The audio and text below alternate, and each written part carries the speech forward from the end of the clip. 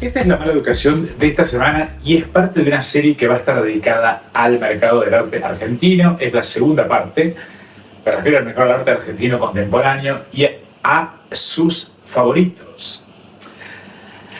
Si les gusta lo que ven, recomiéndenlo o compártanlo, ya que es el único modo de lograr visibilidad tratando de mantenerse fuera de las redes sociales. Y asimismo quiero anunciar el sistema de membresías pagas para acceder a los cursos grabados. Los estoy produciendo y cargando por lo que van a tener 3 niveles. Uno con acceso a todos los cursos a un costo de 39 libras esterlinas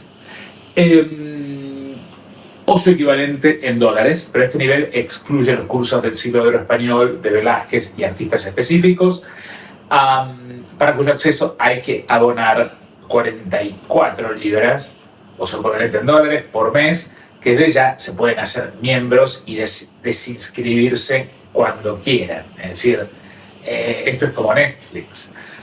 Finalmente está el nivel de los cursos, de todos los cursos, que es la teoría más avanzada, con discusiones específicas sobre las teorías más on edge del arte y la estética del presente, a un costo de 350 libras por mes. Es decir, no interactúan conmigo, sino que ven las grabaciones y van a ver que en cada grabación yo los guío y los voy mandando a otros videos, con lo cual es como si estuvieran conmigo, pero inclusive aquellos que no quieran saber que son mis alumnos, que yo sepa que son mis alumnos, pueden inscribirse también, porque no lo voy a saber. Yo voy subiendo paulatinamente videos y vayan viendo lo que les va y les gusta en la lista de cursos pagos para ver cuándo deciden pagar la membresía e iniciar la membresía. No se mandan directamente, fíjense, porque hasta ahora hay hay 30 clases, pero va a haber más o menos 70 disponibles en un mes y medio aproximadamente. Y la lista siempre se va a ir agrandando, por lo cual se va a ir renovando permanentemente. Por supuesto, el abono de acceso es mensual, simplemente lo quería anunciar. Y el que vea que ya le interese puede suscribirse. Hay algunos suscriptos y lo puede hacer ya mismo. Pero la mala educación, mi programa semanal, este programa, es gratis. Y desde ya hoy quiero volver a una de mis pasiones, que es el arte argentino, y dedicarlo a uno de los fenómenos jóvenes del mercado. Esto en el norte global, como decía la semana pasada, se denominaría los New Futures del Contemporary Art World, que creo es un caso que nos permitirá entender qué pasa en el arte argentino en general, qué se requiere para ser exitoso y cómo se forma el gusto del coleccionismo en estos momentos. Es decir, esta serie va a tener mucho que ver con lo que les gusta a los coleccionistas y lo que impulsan los artistas. El foco va a estar puesto esta vez en un artista, en mi opinión, mucho más interesante que Ulises Mazuca, que es Andrés Piña. Antes que nada, tengo que hacer una fe de ratas, porque la semana pasada dije que Mazuca había pasado de la Galería Barro a la Galería de Rubens Sacar. Esto es un error, como me hicieron notar algunos de la audiencia. Pasó de Sendros. Ambos, tanto Mazuca y Piña, salieron de 2 semilleros. Uno que es un lugar de paso más que de filtro, porque no tiene poder real, pero que en definitiva les da visibilidad. Pero no tiene, repito, no tiene poder real. Y es como una especie de filtro de lo federal a la capital. Era un poco el sentido que se propusieron en su política cultural desde el Fondo de las Artes. Este es el caso de lo que he dado en llamar allá por el 2014 la mafia rosarina de la moda. Mientras que el otro sí tiene calidad de plataforma y ha hecho un mejor trabajo de identificación de jóvenes talentos en la Argentina. Me refiero a la galería de Sendros, que se ha propuesto ocupar ese lugar y ha sabido encontrar un lugar de negociación con las galerías más fuertes para hacer esos pases cuando esto es conveniente para el artista. Esto es algo muy loable de Senderos. El lugar que encontró Senderos en el arte argentino para mí es muy interesante y habla muy bien de él. Pero vamos al tema que nos convoca hoy, que es Andrés Piña. Andrés Piña nació en 1992 en una ciudad que yo no conocía, llamada, y nunca oí nombrar, llamada La Consulta, en la provincia de Mendoza. Dicho de otro modo, con él tenemos otro caso de periferia que llega al centro a través de la universidad pública. En este caso, la Nacional de Cuyo. Si sacamos cuentas, Piña tiene 32 años. Expuso por primera vez en el 2012, es decir, cuando tenía 22 años, en una muestra individual llamada El fin de la vida como el principio de la misma, en el Museo de Arte Moderno de Mendoza. El título de la muestra ya da la pauta de la ambición conceptual de este joven y de su obra, que remite a cierta vitalidad encontrada en la posibilidad de la muerte. Algo que me parece más que interesante, viniendo de un homosexual que por su edad no vivió la experiencia del SIDA, digamos, previa a los retrovirales, pero cuya clase social y generación le permite pensar la posibilidad de su propia extinción a través de la desprotección del Estado, del sistema social, de su grupo de contención, y lo que implica este tipo de desprotección. Muy interesante. Por otro lado, hay algo profundamente cristiano en esta idea de que su primera obra haya sido la vida después de la muerte. Visualmente, Piña combina una clara influencia de Max Gómez Canle, con quien hizo clínicas de arte, y de Charlie Herrera, con quien también estudió.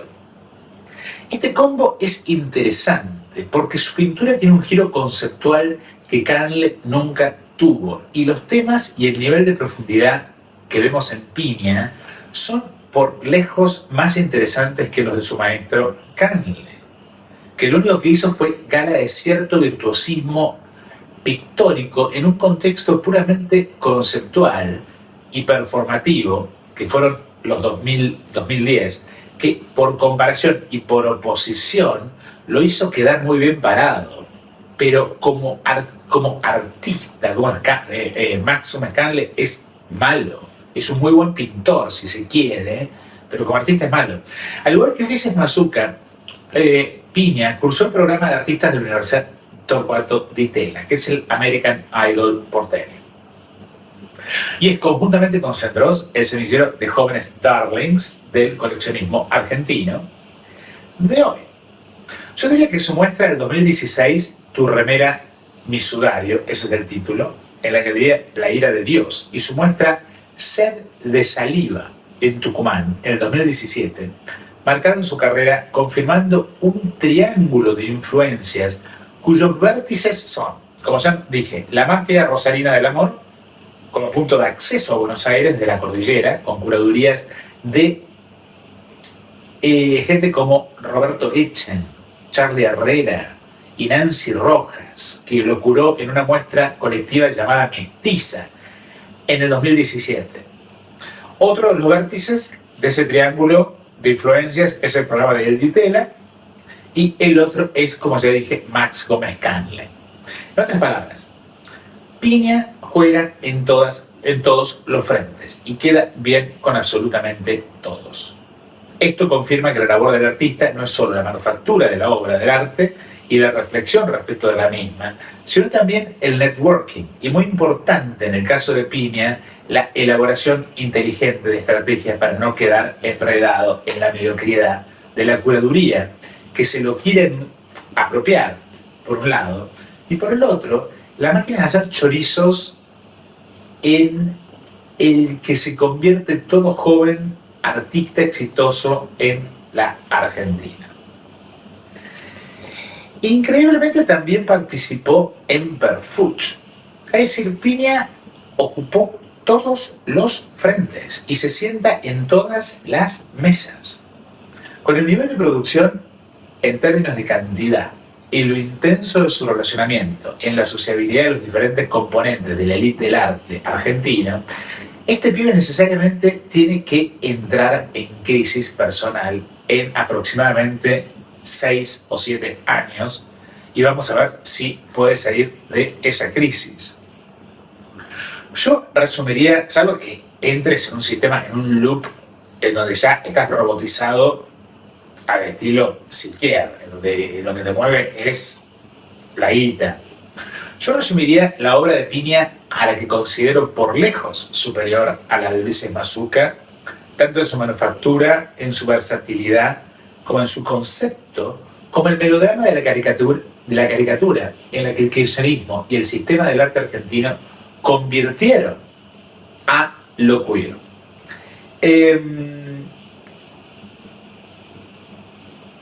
Y me refiero por esto a una caricatura de los heterosexuales. Es como si Mazuca hubiera introyectado como propia la telenovela de la tarde, y en esto no hay ironía, sino su dolor queer, que coincide con la experiencia de Mazuca, pero cuyo dolor es más profundo y específico porque es de pareja, un concepto de por sí heterosexual. Esto le plantea serias limitaciones conceptuales, y su éxito hace imposible que pueda realmente desplegar su potencial, que según creo podría haber sido y es grande. Las razones de lo que yo diría una suerte de fracaso artístico anunciado y éxito de mercado anunciado, por paradójico que esto suene, que tranquilamente puede ir acompañado, digo, este fracaso artístico por un gran éxito de mercado, es resumible en lo que yo llamo el síndrome Pablo Siquier. En otras palabras, lo peor que le puede pasar a un joven en el sistema del arte argentino es tener éxito entre los 20 y los 30 años. Y encima caer en las garras de este triángulo de diferentes vértices de la mafia del amor, porque el sistema del arte argentino, que ni siquiera es una industria, porque no maneja los números necesarios para hacerlo, le va a exigir a estos jóvenes, a este joven en particular, una cantidad de producción que en el caso de Piña es ya demasiada. Piña es un artista queer que eleva dicha problemática al nivel de arte. Pero como en Mazuca, su visión de su condición homosexual es patriarcal y melodramática, a pesar de que, en su caso particular, se presente como radicalmente revolucionario. Soy consciente que esto es algo que lo va a sorprender a Piña, pero este es su techo intelectual. Y yo diría un fin casi trágico. Podrá tener gran éxito comercial, pero ese es un techo intelectual que está puesto por esa sociabilidad gay profunda, homófoba, y me refiero a una homofobia internalizada, de esa mafia del amor, de esas clínicas que le dieron lecturas rápidas, mal leídas, lecturas ya digeridas, y lo pusieron a trabajar sin perder tiempo, imponiéndole compromisos laborales que le impiden cuestionar esas lecturas. Este es su dilema como artista. El problema de Piña se resume en dos cuestiones. Por un lado, entiende la homosexualidad como una mala copia de la heterosexualidad, vista desde una feminidad débil, lo que repite en loops los ya 40 años de misoginia gay del mundo del arte argentino, que ahora, en lugar de ser masculinista, abrazó algo más morocho y andrógino. En esto, Piña va más lejos que Mazuca en la relación entre homosexualidad y muerte, como algo no deseable y negativo. Esto es interesante porque tras años de políticas de identidad, ser queer en la Argentina equivale a ser un producto o un proyecto fallido de heterosexual y posiblemente un enfermo. El segundo problema que veo en la obra de este muchacho es cómo adopta la endogamia de la mafia del amor como metodología, la introyecta y la transforma en su cosmovisión. Su obra solo puede ser vista desde adentro de un sistema que él mismo construye. Piña vive citándose a sí mismo y se encierra en un loop de repetición de su propia obra que remite a su propia obra. Es endogámico, es la tematización de la endogamia. Por todo lo antedicho, tenemos dos tipos de obra. Por un lado, las de carácter neoconceptual, que son hechas con objet trouvé, ready-mades o performances presentadas, y esto lo saca de Ditela, con marco, formas y monios minimalistas que inmediatamente resuenan al espectador con arte contemporáneo. Hay un exceso de cajón minimalista al estilo de Damien Hirst, pavas con porongas al estilo de Dalí o peceras con bolsas de rolito tipo Jeff Koons. Esta es mi obra favorita. Lo bueno es que no hay transferencia de la construcción, de la alegoría al espectador, sino que él la construye y se la da para que el espectador la decodifique.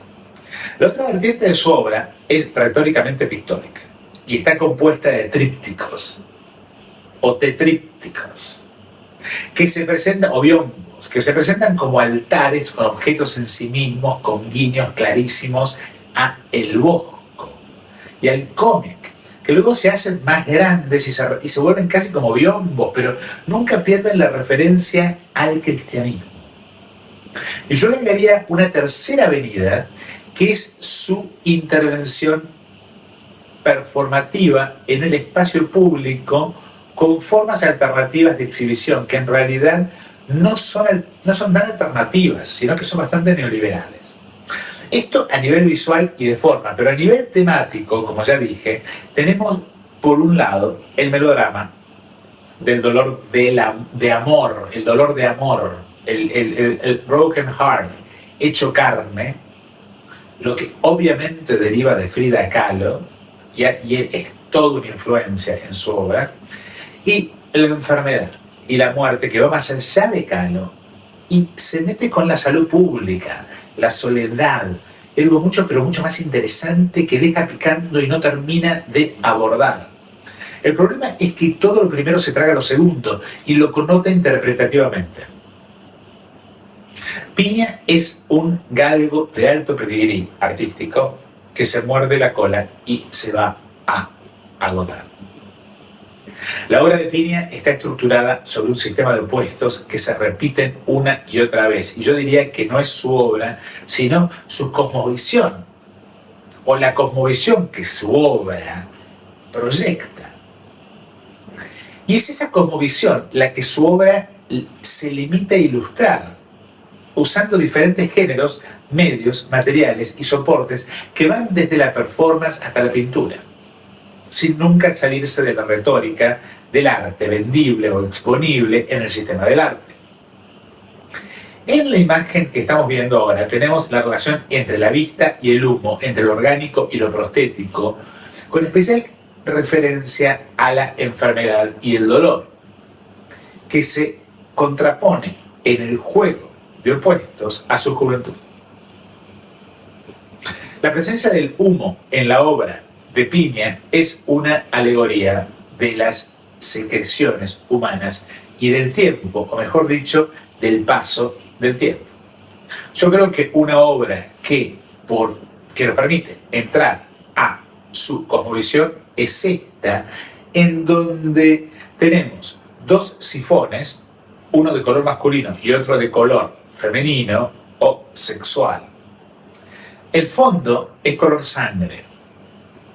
El juego de opuestos, la estructura, es decir, toda su obra está estructurada a través de un juego de opuestos. El agua libre, simbolizada por el caracol, y el mar, mientras que el caracol es el mar que fluye, mientras que el agua cautiva está simbolizada por el sifón. Lo que fluye versus lo que sale con violencia y químicamente, con un chorro que daña.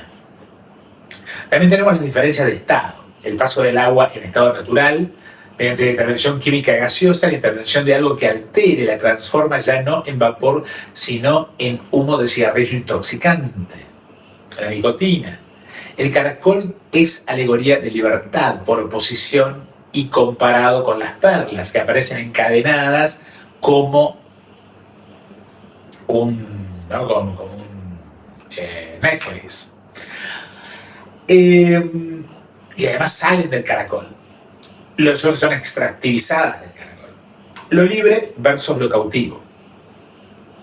Cuando pasamos a, esta es la obra Tu remera, mi sudario, este último es un leitmotiv de su obra.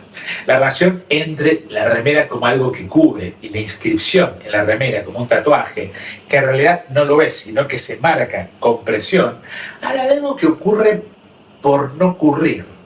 Y esto nos lleva al segundo nivel de su complejo e interesante sistema alegórico. Aquí lo que vemos es la relación entre el tacto, el fuego, el cuerpo, la religión y el sudario, pero sobre todo el tiempo y el efecto del tiempo en el yo. Hay cierta estrategia paródica que este joven no exagera, pero también una estrategia dramática que construye una épica de un yo personal que, como Masuka, aparece victimizado por el amor. Esta cosa del amor. Esto ya lo hice yo en el 2013, además, toda esta cosa de la autovictimización de Krishna en el blog, y se inserta en el yoísmo de la literatura confesional del 2010, que no da para más. En esto, todos estos son hijos abortados míos. Esta no es la experiencia del transexual, sino que él extractiviza esa experiencia para aplicarla a una copia de la experiencia de la telenovela impuesta por la política de identidad Alberto Fernandista. Recordemos que el amor es una invención del siglo XVIII en el marco de la biopolítica para hacer que la mujer, y en esto estoy citando a la feminista Silvia Federici, se haga cargo de manera gratuita y sin quejarse de la reproducción social y de la provisión de mano de obra en el proceso que fue el paso de la revolución industrial al capitalismo. Como vemos con Milei, esto es algo en crisis. Pero en la obra de Piña aparece absorbido como un mandato que no es otro que el mandato peronista. Dicho de otro modo, en Piña hay un intento de transexualización de la casa del trabajo, del dictum peronista, de la casa del trabajo y del trabajo a la casa, lo que es abiertamente opuesto a sus reclamos de deriva perlongueriana deleuziana, para los que saben a lo que me refiero.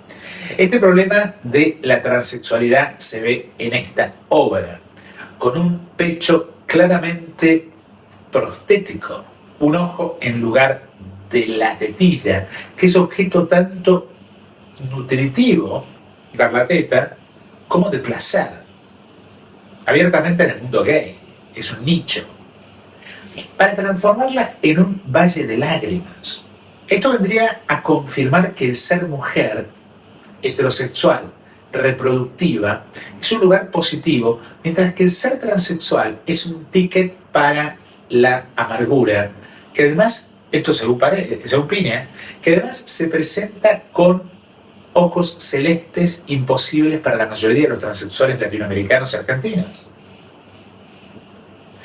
El juego de opuestos se puede ver en su pava, en donde juega con la contraposición entre la presión y la entropía, que genera el calor del container, que no puede liberarlo, ya que en lugar de pico tiene un pene flácido.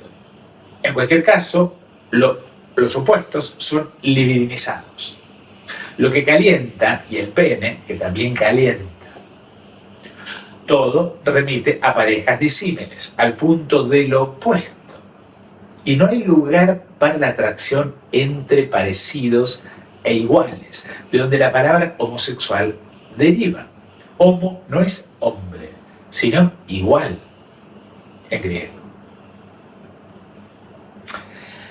Si bien hay cierto guiño al poliamorismo y lo andrógino, e incluso a lo hermafrodita, al menos en una obra, en Piña el problema radica en la muy latina y mediterránea estructuración del rol pasivo como femenino en la relación homosexual que se puede ver en esta obra. Desde ya, cuando digo pasivo o femenino, no me refiero a la penetración en sí, sino a la iniciativa o el que ama y no es correspondido.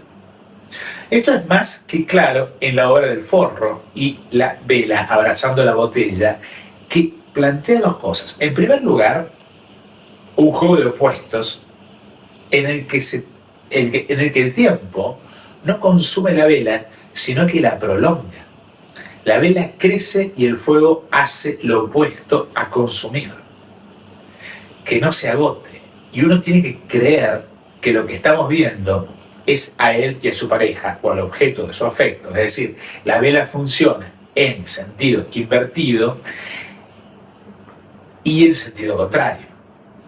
Esto es algo muy cristiano también, y tiene que ver con la transubstanciación en la misa. Además, es presentada cerca del vino, que permite desarmar los opuestos, y esto se hace a través de Baco y de Cristo.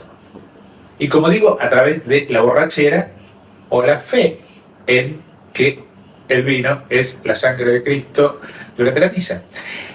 Pero el modo en que lo presenta al lado del Forro remite al amor como dependencia. Es decir, para Piña, el reemplazo de la fe es el amor del novelesco, entre dos que juegan a ser hombre y mujer. Acá hay una vuelta nostálgica a Coppi, Manuel Puig, ese tipo de experiencia en donde lo homosexual es visto como una caricatura al borde de parodia, como intervención sobre los modos tradicionales de la heterosexualidad, pero en este caso el Forro avanza, incluso plantea una profilaxis y condición que termina determinando al juego erótico a través del miedo y la salud pública. Su visión pública de la homosexualidad incluye el miedo tanto de ser herido por el amor de pareja como el de ser contagiado por algo. Piña se comió el verso de la derecha de que él es un agente de contagio y de que el único modo de exorcizar eso es mediante dinero y siendo exitoso, participando en el sistema capitalista, y tal vez sea eso lo que lo hace apetecible para un mercado de coleccionistas enclosetados. Hay otra obra que está entre la performance, que nos devuelve a la estructuración de los opuestos, que ya no es solo hegeliana, sino judeocristiana, en términos de bien y mal, mártir y demonio. Ya que tenemos por un lado, es decir, santa y puta, ya que tenemos por un lado una suerte de ataúd de vidrio de dos partes, en donde de un lado hay un hacha con pene, abre tajos, violento, pero separado por un hiato en donde no se sabe si el tajo es la diferencia entre las dos cajas, los dos ataúdes, o el tajo del orto, no sé si es suyo o del modelo. La pose es la que adopta el modelo o él, es la del hermafrodita borghese, con lo cual hay una alusión al hermafroditismo, pero a diferencia del original helenístico, este se tapa y no nos da la oportunidad de ver si es una mujer o un hombre, y no solo eso, sino que está aislado como si contagiara. Al aislarse de esta manera, se neutraliza a sí mismo y usa el lenguaje del arte contemporáneo como método de profilaxis. El Forro ya no es de látex, sino la vitrina del museo o de la galería. Pero esto no es parodia, sino convencimiento. Como buen seguidor de Judith Butler, que es él, el género se vuelve un juego de lenguaje y el trauma mero exhibicionismo. Según la teoría de Judith Butler, uno es lo que quiere ser, pero en el caso de las travestis y las transexuales del interior argentino, las condiciones materiales que permiten o no ser lo que uno quiere ser desaparecen en manos de ese postestructuralismo de café palermitano subsidiado, o peor aún, por un mileísmo que retira los retrovirales, porque el sidoso se la buscó y tiene que regirse por las reglas del mercado. Esto ya pasó con Macri.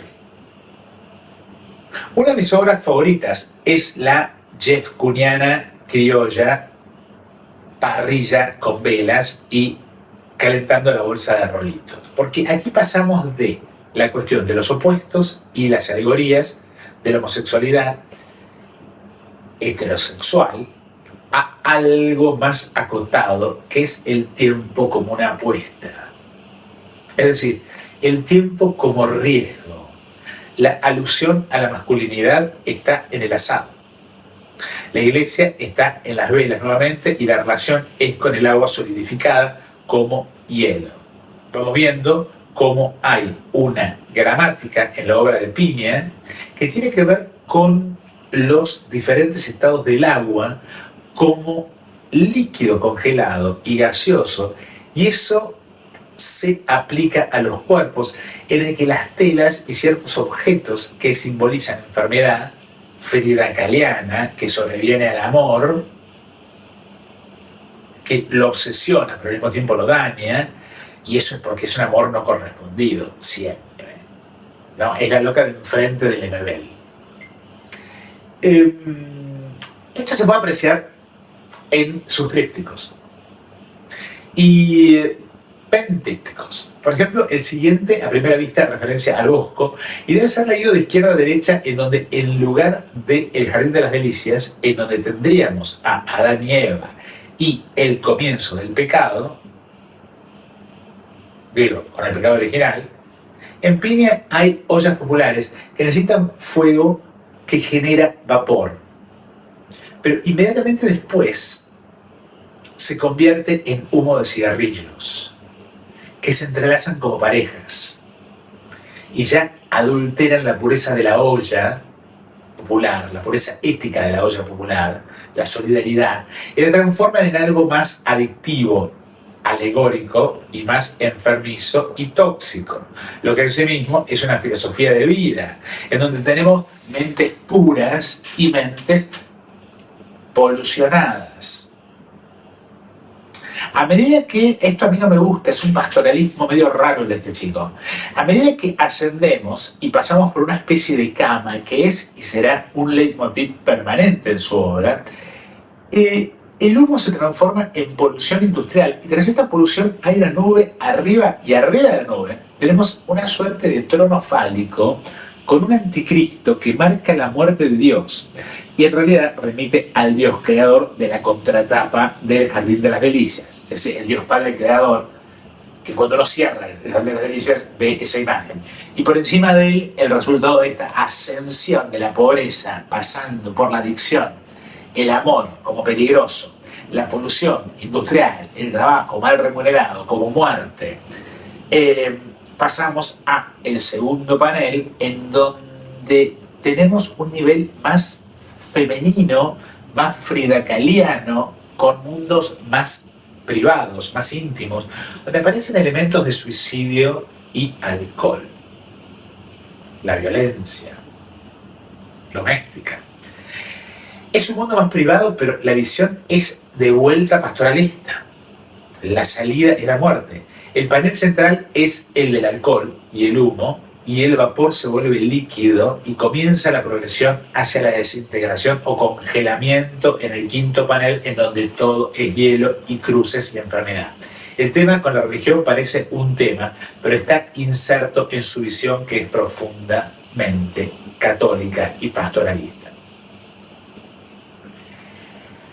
Este tipo de obra directamente no tiene crítica a su altura en la Argentina. Y lo que han resuelto es ajustarse, él bajando su nivel y la crítica volviéndose tan pero tan elevada que ni ella se entiende.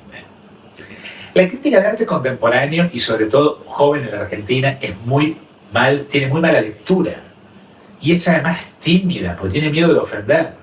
Respeta la autoridad del mercado y no se anima a decir nada que remotamente aparezca como negativo.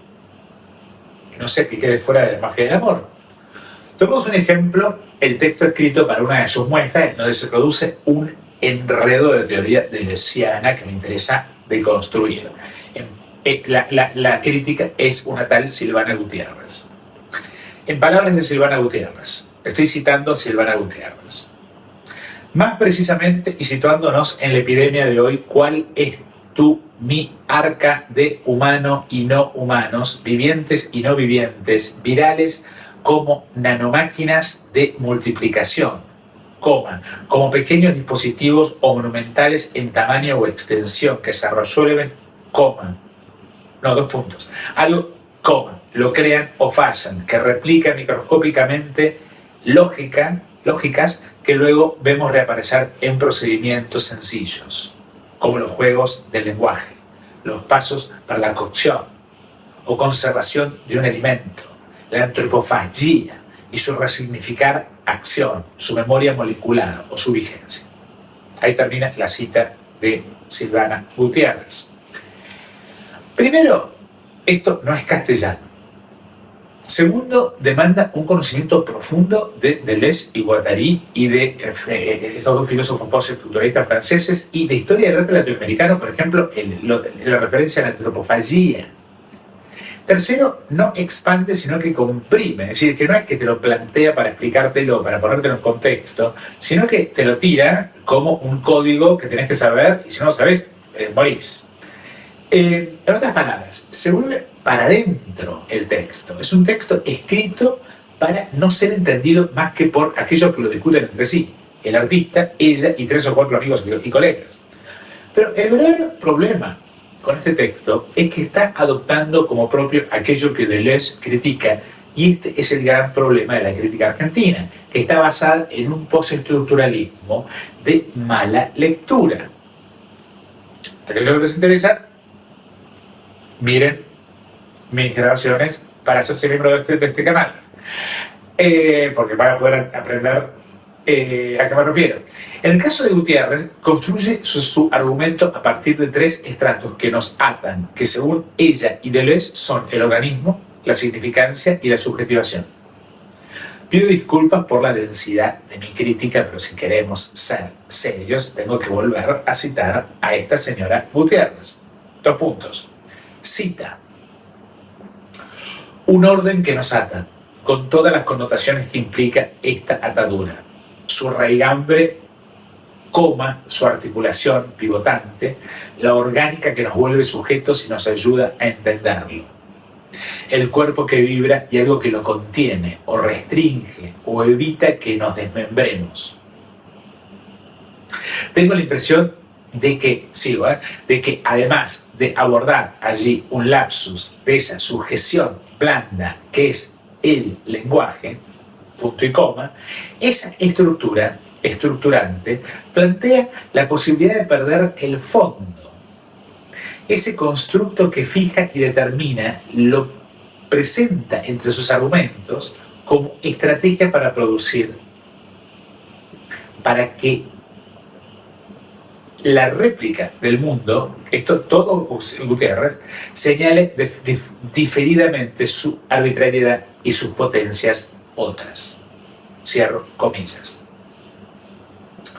La escritura de esta mujer sigue siendo ilegible y me atrevería a decir que esto es deliberado para excluir a un público que no está familiarizado en la obra de este postestructuralista francés. Pero aquellos que sí lo estamos, podemos observar que el problema en la aplicación de Gutiérrez, de Deleuze, a la obra de Piña, que pasa de una suerte de homosexualidad heterosexualizada que oscila entre la primera Shakira, la de Moscas en la casa, cuyos orígenes tienen que ver con esa organicista y trágica experiencia del amor como enfermedad en Frida Kahlo, que está permanentemente siendo citado por este joven y ella lo trata de teorizar. Lo que subyace a toda esta discusión es la cuestión de la relación entre amor, sentimientos, afecto y materia orgánica. El problema con el texto y el modo en el que usa el postestructuralismo Silvana Gutiérrez es que lo empuja todo a nivel del lenguaje, cuando a través de Frida Kahlo y a través de El Bosco, Andrés Piña parece ir en sentido contrario.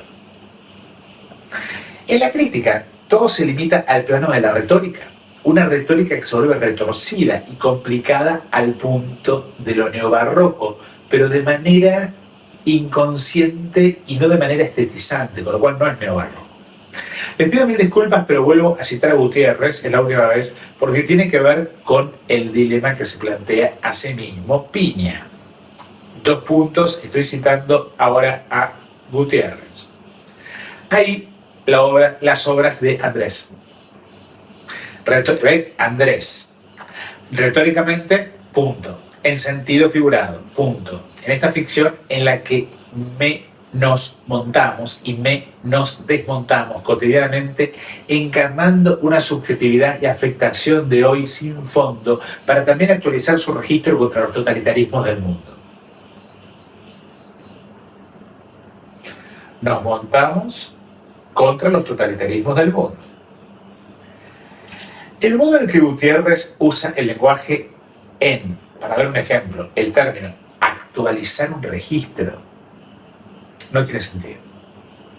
Donde sí puedo encontrar algún sentido es en el concepto de montarse, que está extractivizado, posiblemente ya lo sea, de la cultura transexual en la que el travesti o el transexual se monta, es decir, se produce.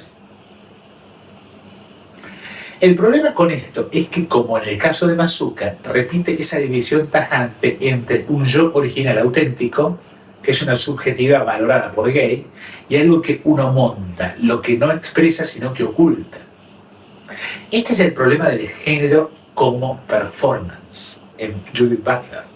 La presuposición de ese dictum shakespeariano de que el mundo es un escenario y todos somos actores, todos somos falsos.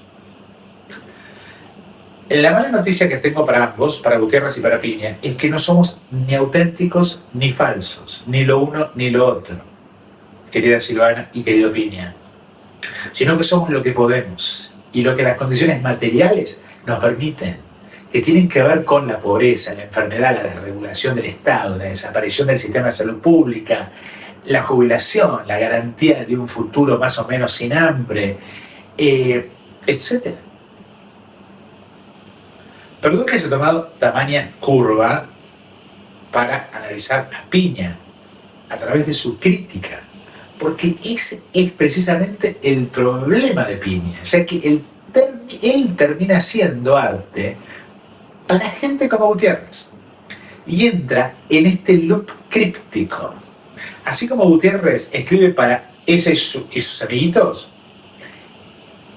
Piña pinta en referencia, usa su enorme talento para referenciarse a sí mismo y transformar su obra en algo elitista, exclusionario y frustrante. Un gran talento, yo no diría arruinado, pero en las condiciones de producción material del sistema del arte argentino, yo diría que sí. Salvo que estemos hablando de alguien realmente inteligente que puede elevarse por encima de todo eso y puede repensar su carrera más allá del mercado. Este es un tema clave, pensar que un artista solamente existe en relación a un mercado.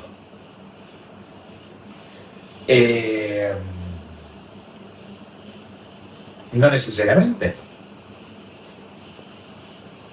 Pregúntenle a Ives Killen, por ejemplo. O mi proyecto crítico como arte. O Liliana Maresca, en vida. No necesariamente. El problema es cuando el mercado te define como artista. Es decir, solamente el mercado define a alguien como artista. Y este es el mundo en el que estamos hoy. Nos vemos la semana que viene con la tercera parte de este mundo del arte argentino y los darlings de